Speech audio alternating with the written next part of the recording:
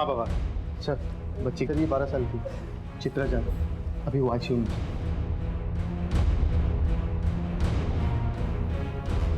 Hello doctor साहब। Hello. मैं sub inspector Sudhakar Patil. जी बोलिए। बच्ची कैसी है अभी? देखिए, बच्ची की हालत सही नहीं है, शरीर 40% से ज़्यादा जल गया है, लेकिन हम उसे बचाने की पूरी कोशिश कर रहे हैं। बच्ची का बयान ले सकते हैं हम अभी? अभी नहीं, अभी वो कुछ भी बोलने की हालत में नहीं है। एक्सक्यूज मी सर, तो बच्ची की माँ रत्ना जाधव।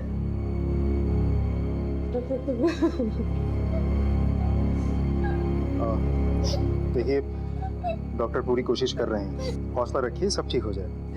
साहब, माझी मुलगी साहेब। अब जरा बताएंगे क्या हुआ था?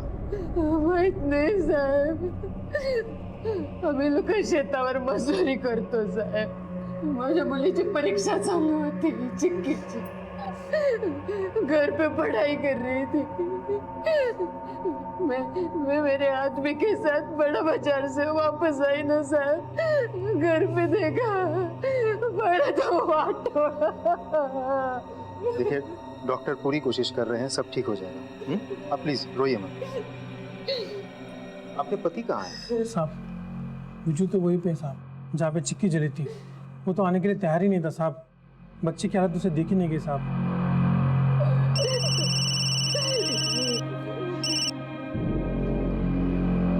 सर, मैं हॉस्पिटल में हूँ।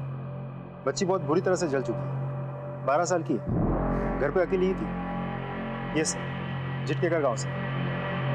सर, किसने मेरी बच्ची को जला? कौन जला है? आगे मत चला, मार दूंगा, सबको मार दूंगा। पागल हो गया क्या? तूने हरामी साले, तेरी तो सबको मार दूंगा, सबको जला दूंगा। चल आगे ले आला, आगे ले आला। किसी का बाप है भी पागलों जैसी हरकतें कर रहा है, किसी को भी पत्थर मार रहा है और गाली दे रहा है। वाह सका, दुश्मनी निभाना कोई तुमसे सीखे। कोई मरे सो मरे, तुम्हें क्या है ना? क्या साहब, आप क्या बोल रहे हैं? मला क्या समझना नहीं। यही कि तुम्हारी भतीजी वहां अस्पताल में जिंदगी और मौत से लड़ रही है और तुम उसे देखने तक नहीं। कैसे जाऊंगा साहब? या मेरे खुद के घर में आग लगी है, उसको बुझाऊंगा या दूसरे के घर की आग बुझाऊंगा? मेरा बेटा गोटिया साहब, उसकी हालत बहुत खराब है। क्यों, क्या है उसे? सदमा लग गया साहब उसको। कहीं उसे इस बात का तो सदमा नहीं लगा कि उसके बाप ने उसकी बहन को जला दिया? रत्ना ने हमें बताया ये सब कुछ तुमने किया? तो साहब, आप भी किसकी बात पे विश्वास करते हैं साहब? और वो रत्ना एक नंबर की चालू भाई है साहब, गोड़ गोड़ बोल के फंसा लिया विजू को और शादी कर ली उससे। उसके बाद तो विजू का रंग ढंग ही बदल गया। बाबा को ये शादी बिल्कुल मंजूर नहीं थी साहब, इसलिए विजू घर छोड़ के चला गया साहब। अगर अपने भाई से इतना ही प्यार था तो उसकी जमीन पर सांप बनकर क्यों बैठा? हाँ, तो जो उसकी जमीन है वो ले लेना साहब। पूरा 24 बीघा जमीन काय को दी उसको? बाबा ने 5 बीघा जमीन दिया था, जो मैंने अपने अक्कल होशियारी से और मेहनत से 24 बीघा जमीन किया। जब चिक्की के साथ ये हादसा हुआ तू कहाँ था? साहब, मैं घर पे था साहब। अगर तुम घर पे थे तो ये सब किसने किया? मुझे नहीं पता साहब, लेकिन मैं घर पर ही था। आप चाहे तो मेरी बीवी से पूछ सकते हैं। नहीं, किसी से पूछने की जरूरत ही नहीं, तुम्हारा हाथ ही गवाही दे रहा है। ये हाथ पे घाव कैसे? चिक्की को जलाते हो? कैसी बातें कर रहे हैं साहब? ये तो कल दोपहर को खेत की मेड़ पर मोटरसाइकिल से गिर गया था, तभी लगा। तो फिर रत्ना क्यों कह रही थी तुम उसके साथ जबरदस्ती करने की कोशिश कर रहे थे, और जब चिक्की ने उसे बचाया तुमने बदला लेने के लिए उसे ही जला दिया? मैं क्यों जलाऊंगा साहब? आप उस औरत की बातों में आ गए साहब। बात ऐसी है कि जब विजू को उसके बाप ने घर से निकाल दिया तब मैंने उसे सहारा दिया, काम दिया साहब। आज भी वो मेरे एहसानों के तले दबा हुआ है, लेकिन उसकी औरत रत्ना उसके पीठ के पीछे गुल खिलाती रहती है। मतलब? साहब, शादी से पहले उसका टाका भिड़ा हुआ था। हमारे वहाँ स्कूल है ना, उसके हेड मास्टर प्रभु श्रीवालकर के साथ।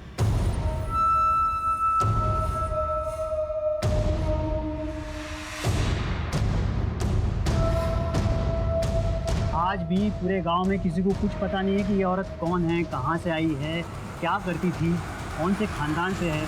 वो क्या है कि हेड मास्टर ही उसको यहाँ लेके आया था और स्कूल में साफ सफाई का काम दे दिया। लेकिन विजू को शादी के बाद जब पता चला तब उसने अपनी औरत को स्कूल से निकालकर मेरे खेत पर काम पर लगा दिया। लेकिन साहब, आज भी उसका चक्कर उस हेड मास्टर से चल रहा है, तभी तो वो बहाने ढूंढती रहती है निकलने के। कहाँ मैं चलूँ? हाँ ठीक है, जा। अल्लाह। आपको क्या लगता है सर, ये सखराम और परवेज ये दोनों सच बोल रहे हैं? यही तो पता लगाना है, सच कौन बोल रहा है, झूठ कौन। पटेल एक काम करो, इन दोनों के बारे में जानकारी निकलवाओ और ये भी पता लगाओ कि ये वाकई घर में थे या नहीं, या झूठ बोल रहे हैं। सर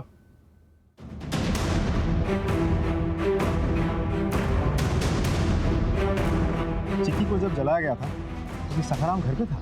मतलब माहित नहीं सर, मैं उस समय खुद गांव से बाहर था।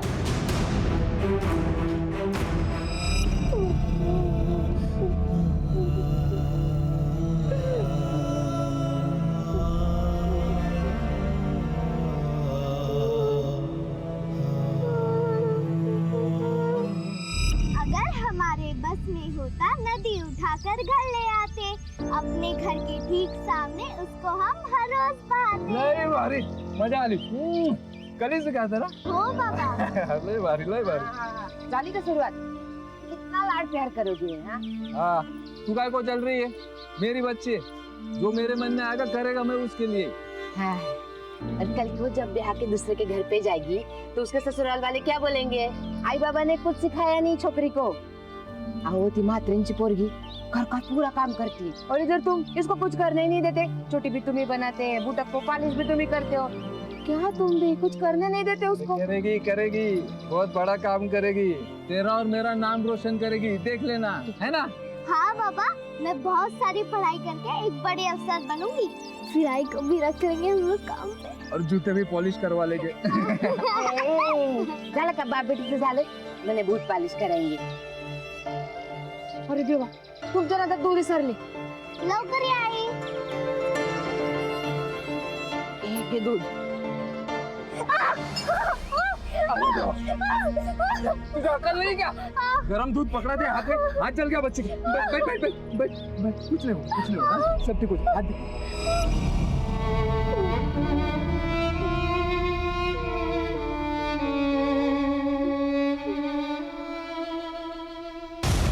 सर, मैंने गांव वालों से पूछताछ की, लेकिन किसी ने भी कंफर्म नहीं किया कि घटना के वक्त परवेज और सखराम अपने घर पे थे।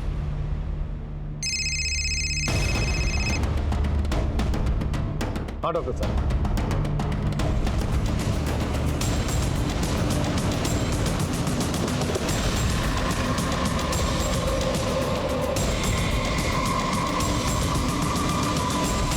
सर बच्ची जब यहाँ आई थी उस वक्त बहुत ज़्यादा जली हुई थी। उस वक्त तो कुछ पता नहीं चला, लेकिन अभी वापस से उसे क्लीन कर रहे थे तो उसके प्राइवेट पार्ट्स पे कुछ ब्लड के ट्रेसेस मिले। मैंने टेस्ट करवाया था तो पता चला बच्ची के साथ रेप हुआ है। तो उसके शरीर पे, उसके गर्दन पे और हाथ में काटने और नोचने के निशान मिले। बॉडी पे सीरम तो नहीं मिला, शायद प्रोटेक्शन यूज़ किया था। उस बच्ची ने शायद उस आदमी को नोचा, क्योंकि उसके नाखून में उस आदमी के स्किन के ट्रेस मिले। उसके घर वाले का? उसके पिताजी तो आए नहीं और माँ भी सुबह से नहीं दिखाई दी।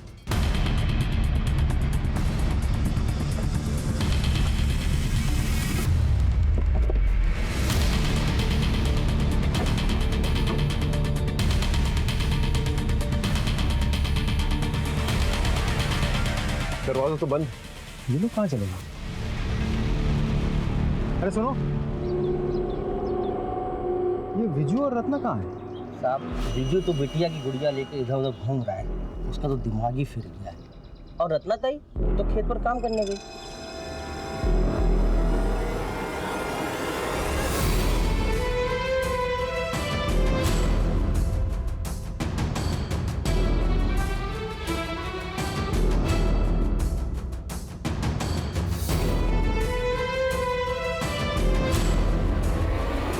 क्या हुआ सर? तुम्हारी बेटी वहाँ आईसीयू में है और तुम यहाँ खेतों में। मेरी बेटी मरी नहीं है साहब, अस्पताल में, और उसका इलाज कराने के लिए पैसा चाहिए। मैं अगर काम नहीं करेगी साहब तो मेरे पति को कैसे खिलाएगी? आप बताइए। अब तो देख रहे हैं ना, इधर उधर पागलों की तरह घूम रहा है। मेरे से कुछ काम था क्या साहब? तुम्हारी बेटी चिक्की के साथ बलात्कार हुआ है। क्या बकवास कर रहे हो? हाँ? आप क्या बकवास कर रहे हो? मेरी बेटी अस्पताल में है साहब, मेरा पति इधर उधर पागलों की तरह घूम रहा है। मैं खेतों में काम कर रही हूँ और आप मेरे साथ ये बात कर रहे हैं, बदनामी कर रहे हैं मेरे बेटे की। आपकी हिम्मत कैसे हुई ये सब बात करने की? हिम्मत कैसे हुई आपकी? साहब, मेरी बेटी छोटी सी है साहब, इतनी सी सब गुड़ियों के साथ खेलती है साहब। मेला जाने के लिए जिद कर दिया साहब, उसे तो खुद की भी कुछ सुध नहीं है साहब। क्या बोलता है तुम्हें सर, सागा खोटा बोलता है। मेरे बेटे के साथ नहीं हो सकता साहब, नहीं हो सकता।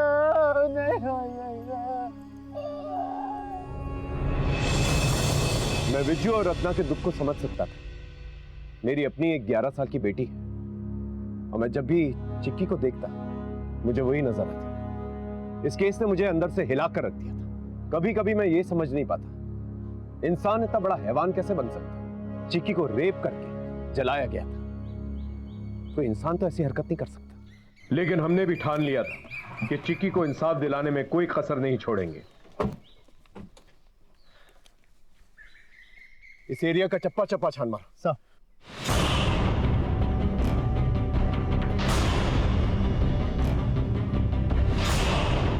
छोटी सी बच्ची के साथ इतनी घटिया हरकत की जाती है, ये जिस किसी ने भी किया है ना, उसे बचना नहीं चाहिए। और गांव के लोगों से भी पूछताछ करो, चिक्की को किसी के साथ देखा था या कोई ऐसा था जो चिक्की पर बुरी नजर रखता था?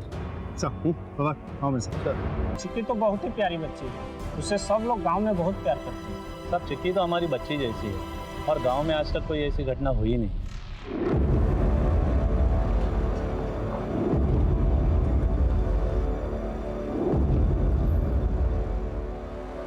सर, मानसीला काहीतरी बोलायचंय। सर, कुछ दिन पहले जब मैं स्कूल में गई थी तो चिक्की कहाँ पर है? चिक्की तो क्लासरूम में प्रिंसिपल सर के साथ। चुप हो जाओ बेटा, कोई बड़ी बात नहीं हुई है। ऐसा सबके साथ होता है और किसी को कुछ भी पता नहीं चलेगा। पर सर, अगर किसी को पता चल गया? किसी को कुछ भी पता नहीं चलेगा। चिक्की क्या हो गया तुमको? तुम जाओ जाओ, चिक्की आ जाएगी। शुक्रिया बेटा, शुक्रिया। हाँ, नमस्कार। चलो। नम्रता, चिक्की जिस स्कूल में पढ़ती थी उसके हेडमास्टर प्रभु शिवालकर को थाने भेजो। Okay sir.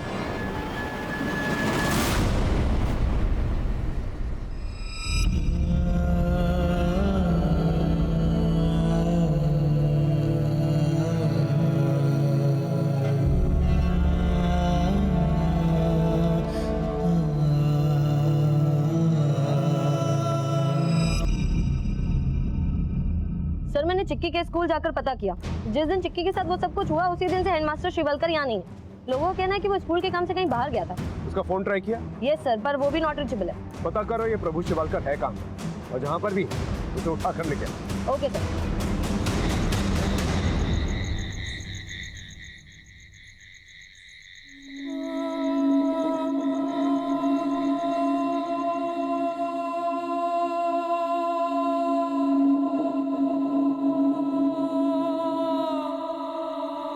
खाना खाओ।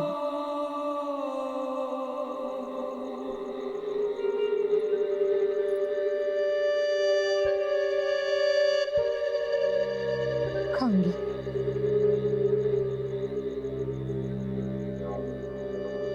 आप भी बिल्कुल चिक्की की तरह जिद्दी हो गया। वो भी खाने से भागती थी, तुम भी भाग रहे हो। ले, नहीं बाबा, मुझे भूख नहीं है। खाना नहीं खाएगी तो ताकत कैसे आएगी, और ताकत नहीं आएगी तो दिमाग कैसे चलेगा? नहीं बाबा, मैंने कहा ना मुझे भूख नहीं है। अच्छा, आई के लिए तो खाएगी ना? हाँ ले, खा ले बेटा। आई कितना प्यार से खाना बनाती है ना? हाँ तो खा। शाबाश, अच्छा बना है ना? बस बाबा के, आई के लिए खा लिया, बाबा के लिए नहीं खाएगी? बाबा के। ठीक है।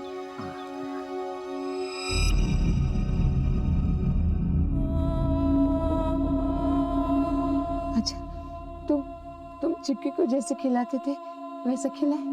हाँ? ये तुम्हारे नाम का।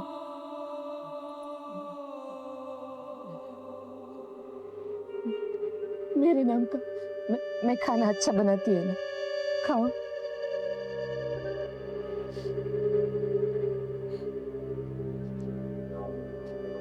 चिक्की के नाम का।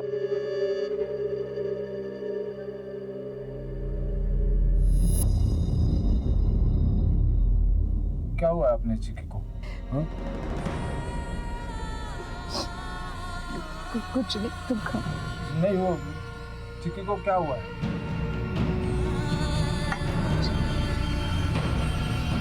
सुन, क्या हुआ है चिक्की को? बोलना।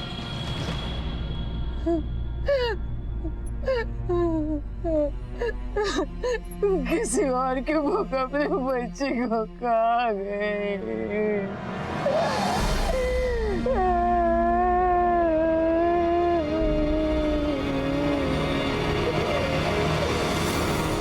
सर, प्राइमरी डीएनए रिपोर्ट के मुताबिक चिक्की के नाखून में मिले स्किन के ट्रेस और उस कॉन्डोम में मिले सीमेंट का डीएनए मैच हो रहा है।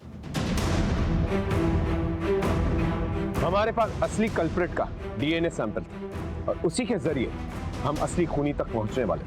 हमारे सामने 3 सस्पेक्ट्स, परवेज, सखाराम और प्रभु शिवलकर। प्रभु शिवलकर को अब तक हम ढूंढ नहीं पाए, लेकिन बाकी 2 हमारी नजर में।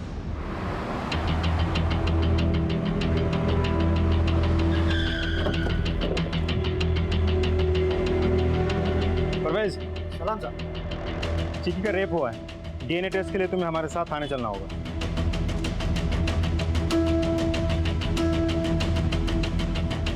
इंस्पेक्टर साहब कैसी बातें कर रहे हैं? चिक्की मेरी बच्ची जैसी है। देखो, हम सिर्फ हमारा काम कर रहे हैं।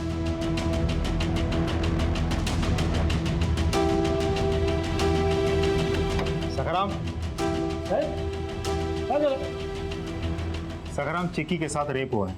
चिक्की के साथ रेप? शक के घेरे में तुम भी हो। हमें तुम्हारा डीएनए टेस्ट करवाना है। इसकी परमिशन हम लेकर आए हैं। आओ साहब, जरा तोड़ आवरा, कुछ भी बोलेंगे आप।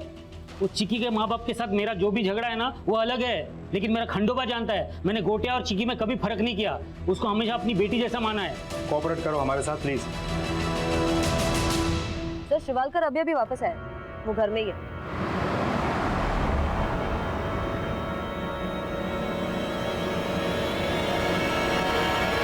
आप ही ने चिक्की का रेप किया और जब चिक्की रोने लग गई तो आप घबरा गए कि आपकी इज्जत पानी में ना मिल जाए, इसलिए घबरा के आपने चिक्की को मार डाला इससे पहले कि वो घर पहुंचती। बोलिए, सच बोल रहा हूँ? सर, ये आप क्या कह रहे हैं? मुझे तो पता भी नहीं था कि चिक्की के साथ इतना सब कुछ हुआ है।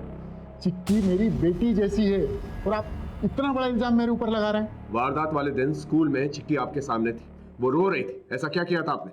सर, उस दिन स्कूल में एग्जाम था। बेटा बेटा बता ना क्या हुआ है। सर, वो परीक्षा चल रही थी ना, मुझे टॉयलेट जाना था तो मैम ने मुझे नहीं जाने दिया, इसलिए कपड़ों में हो गया। कोई बात नहीं बेटा, ऐसा सबके साथ हो जाता है। पर सब हंसेंगे ना। किसी को कुछ भी पता नहीं चलेगा। तो क्या अगर किसी को पता चल गया? किसी को कुछ भी पता नहीं चलेगा। सर, वो बहुत रो रही थी और बेहद शर्मिंदा भी थी। बस इसीलिए मैं उसके साथ उस दिन रुक गया था। आप चाहते हैं हम आपकी कहानी पे विश्वास करें? सर, मैं सच कह रहा हूँ। वो तो खैर पता ही चल जाए कि आप सच बोल रहे हैं या झूठ जब आपका डीएनए टेस्ट होगा। DNA test? सर, आप ऐसे कैसे मुझ पे इल्जाम लगा सकते हैं? हम इल्जाम नहीं लगा रहे, हम सिर्फ अपनी कार्रवाई कर रहे हैं। So please cooperate.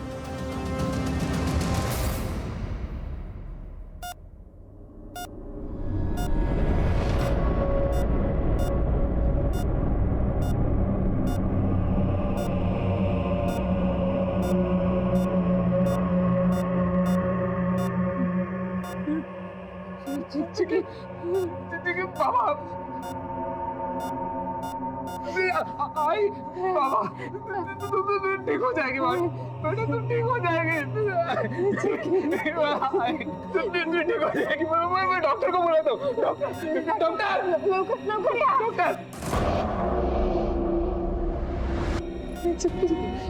आप हटिए, आप हटिए। डॉक्टर साहब, ठीक हो जाएगी ना? आप चलिए बाहर, उन्हें बाहर लीजिए प्लीज। चलिए चलिए, मैं देखता हूँ। वो कुछ बोल रही है डॉक्टर साहब। प्लीज। अब बाहर चलिए।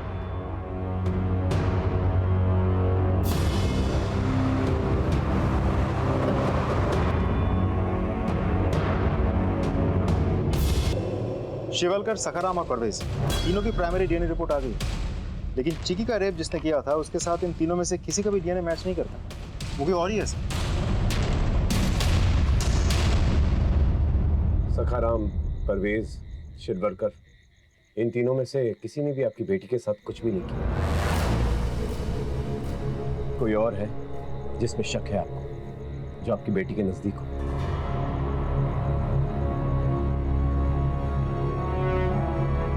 पता नहीं साहब, हम लोग हमेशा चिक्की के साथ नहीं होते थे।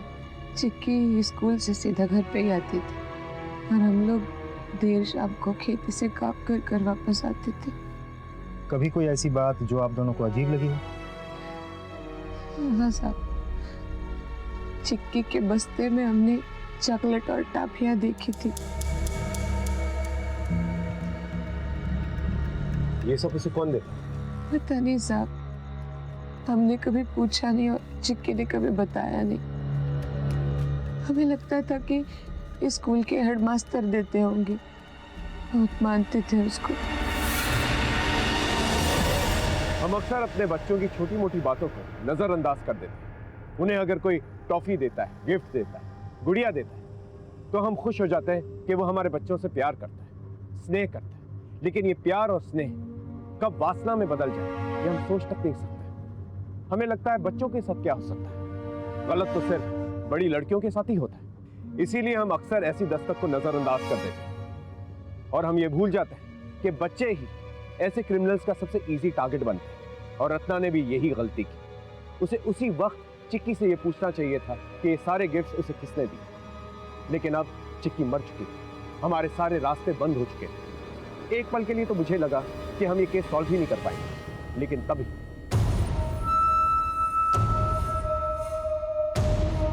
चलिए हटिए।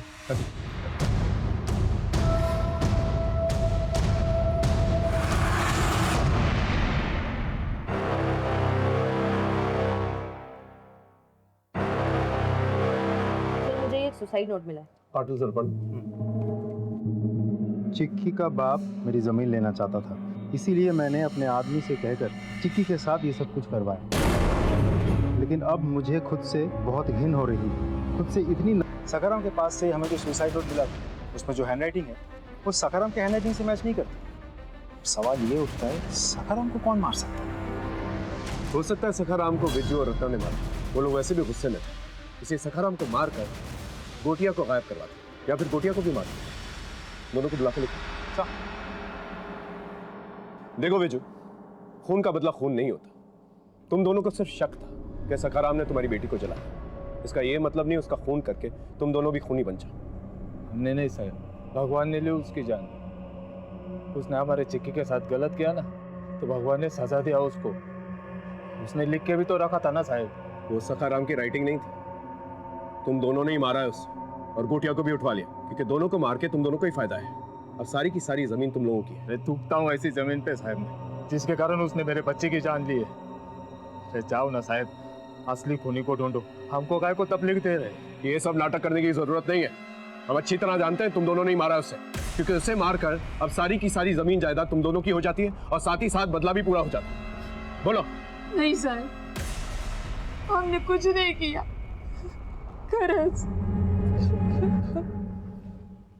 हमें सखाराम की बॉडी को अंतिम संस्कार के लिए उसके परिजनों को सौंपना था, और सखाराम की किस्मत देखिए, हमें उसकी लाश को सौंपने के लिए उन्हें ही बुलाना पड़ा जिनके ऊपर हमें सखाराम की कत्ल का शक है, क्योंकि विजू और रत्ना ने सखाराम की बॉडी को लेने से इनकार कर दिया। इसलिए सखाराम के अंतिम संस्कार के लिए हमें वहां के सरपंच और परवेज को बुलाना पड़ा।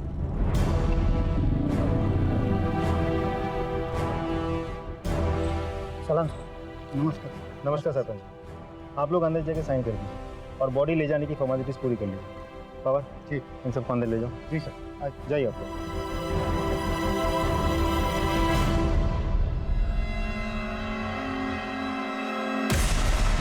सारी कागजी कार्रवाई तो हो चुकी है सरपंच जी, आप बॉडी को अस्पताल से ले लीजिएगा, ठीक है?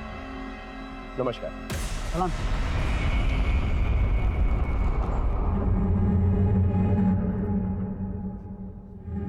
अरे परवेज जी साहब, तुम्हारी बाइक को क्या हुआ? उस दिन बताया था ना साहब, वो खेत की मेड़ पर गिर गई थी। हाँ, अब हाथ कैसा तुम्हारा? ठीक है साहब। ठीक है। सर कुछ नोटिस किया आपने? परवेज ने कहा उसकी बाइक खेत के मेड़ पे गिरी थी। वहां तो कच्ची मिट्टी होती है, और बाइक को देख के लगता है कि वो मेड़ पे नहीं बल्कि रोड पे गिरी थी। हाँ सर, और बाइक पे येलो मार्क भी लगा हुआ था। ये तो वही कलर है जो हाईवे पे मार्किंग के लिए यूज होता है। तो जरूर बाइक का एक्सीडेंट किसी ऐसी जगह पे हुआ है जहां पर रोड की मार्किंग्स चल रहे हो। पता करो पिछले कुछ दिनों के अंदर कौन कौन से रोड्स पे येलो मार्किंग से काम चल रहा है। सर हाईवे की फुटेज आ गई है, लगा।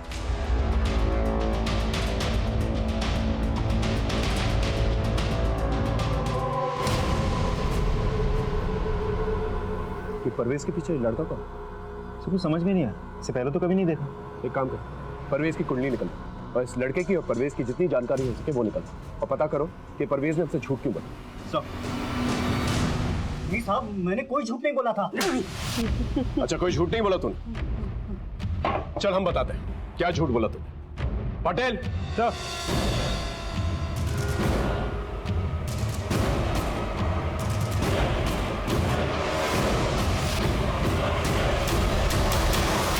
ये तेरे बीवी का भतीजा सईद उस वक्त एक्सीडेंट में तेरे साथ था, ये बात क्यों छुपाई थी हमसे? बोल। वो साहब,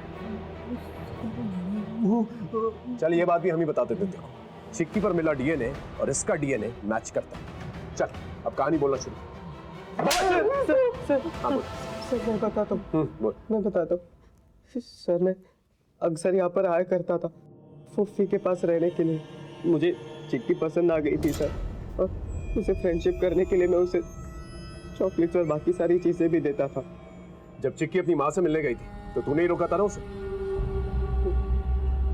जी सर मेरा दिमाग ही खराब हो गया था, मुझे कुछ समझ में नहीं आ रहा था। मुझे कैसे भी करके चिक्की चाहिए ही थी और गंदी वीडियोस की लत लग गई थी सर मुझे। और मैं अपने साथ साथ कोटिया और फूफी के बेटे अफजल, इन दोनों को भी वो गंदी वीडियोस दिखाया करता था सर। जो गंदी फिल्मों में जो भी कर रहे हैं ना, ये सब मैं असली में भी करके दिखा सकता हूँ। देखना है? हाँ देखेंगे ना। मैंने कहा ना मेरे एग्जाम चल रहे हैं, मुझे पढ़ाई भी तो करनी है। तुझे चॉकलेट खानी है ना? हाँ खानी है ना? तो फिर 2 मिनट में जाके चॉकलेट खा के वापस आ जाना। 2 मिनट? हाँ पक्का 2 मिनट। चल जल्दी चल। आ गई तू? तूने बताया ना इसे कि मैं इसे बहुत सारे चॉकलेट्स देने वाला हूँ। हाँ भैया सब बता। आ जाओ, चॉकलेट्स देता हूँ। चॉकलेट्स का है? सबर रखो, देता हूँ चॉकलेट्स देता हूँ। कौन सा वाला खाएगी बता, बैठ जा।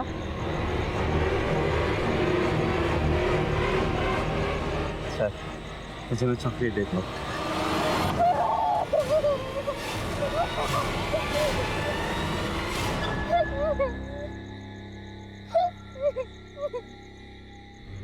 सईद भाईजान, गंदी फिल्मों में तो लड़की रोती नहीं है, हंसती है, फिर चिक्की क्यों रो रही है? अरे कुछ भी नहीं, ये सब चलता रहता है रे। मैं आई बाबा को सब कुछ बता दूंगी। मैं पुलिस स्टेशन में जाऊंगी और तुम लोग ही कंप्लेन करोगे और जेल में मरोगे तुम तीनों। मैं पूरे गांव को सब कुछ बता दूंगी कि तुम लोग ने मेरे साथ क्या क्या किया है। हम सब बहुत घबरा गए थे। चिक्की ने धमकी दी थी कि वो सबको बता देगी। मैंने वहाँ पर पास पड़ी लैंटर्न के केरोसिन से उसे जला दिया और हम सब वहाँ से भाग गए। अफजल बहुत घबरा गया था सर, और उसने घर पर आकर फुफ्फी और फूफा दोनों को सब कुछ बता दिया। क्या किया तूने? क्यों किया? बहुत आग लगी हुई थी। अरे क्या कर रहे हैं? चुप कर। मेरे भाई का एक ही बेटा है, बचा लीजिए। देखिए किसी को पता चलने से पहले इसे यहाँ से बाहर छोड़ दीजिए। बचा लीजिए, नाम के हाथ जोड़ते हो, पैर पड़ते हो, बचा लो इसे। अरे आगे देखिए।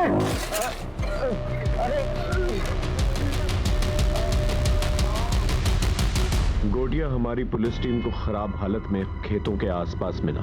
इलाज के बाद हमने उसका बयान दर्ज किया, जिसकी मदद से सखाराम मर्डर केस सॉल्व हो पाया। सखाराम को क्यों मारा? मैंने सखाराम को नहीं मारा साहब। सखाराम को नहीं मारा? तू नहीं मारा? पटेल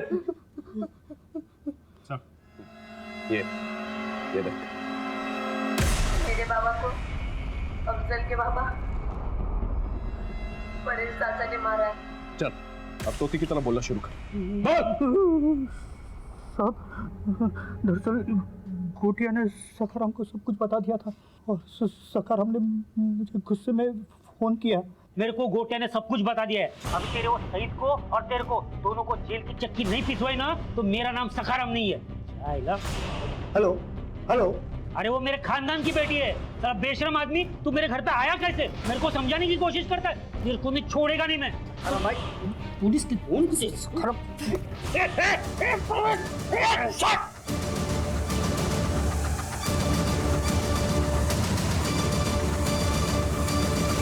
बाबा क्या? रोक! और पुलिस को गुमराह करने के लिए सखाराम का एक सुसाइड नोट भी लिख दिया तुमने। शर्म आती है तुम जैसे लोगों पर। इसे समझाने के बजाय इसके गुनाहों पे पर्दा डाल रहे थे। अगर ऐसा नहीं करते तो आज चिक्की जिंदा होती और सखाराम को मारने की जरूरत भी नहीं पड़ती। सारी जिंदगी जेल में सड़ते रहना और यही सोचते रहना।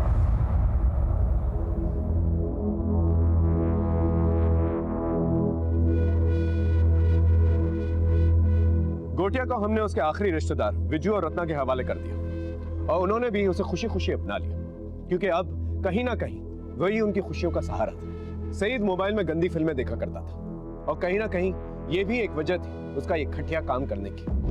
आजकल की टेक्नो फ्रेंडली दुनिया में हम अपने बच्चों को मोबाइल फोन से तो दूर नहीं रख सकते, लेकिन कम से कम माँ बाप इतना तो कर सकते हैं कि वो अपने बच्चों का मोबाइल फोन या लैपटॉप चेक करें। और सिर्फ अपने बच्चे ही नहीं, उनके दोस्तों की हरकतों पर भी ध्यान रखना चाहिए। चिक्की के साथ जो कुछ भी हुआ उसे भुलाना नामुमकिन था, लेकिन कहीं ना कहीं दोष माँ बाप का भी था, क्योंकि चिक्की के साथ जो कुछ भी होने वाला था उसकी दस्तक उन्हें मिलती रही, लेकिन फिर भी उसे वो नजरअंदाज करते रहे। बच्चे मासूम होते हैं और उनकी मासूमियत का फायदा कोई भी उठा सकता है, इसलिए हमारा फर्ज बनता है उनकी हिफाजत करना, क्योंकि बच्चे जो उनकी दस्तक सुन नहीं पाते। सर, मालूम है गांव में एक लूट की घटना घटी, हमें तुरंत निकलना होगा। सर, इसके साथ मैं सीनियर इंस्पेक्टर गिरीश कुलकर्णी आपसे विदा लेता हूं। देखते रहिए क्राइम पेट्रोल दस्तक। मकसद बताना नहीं, बचाना है।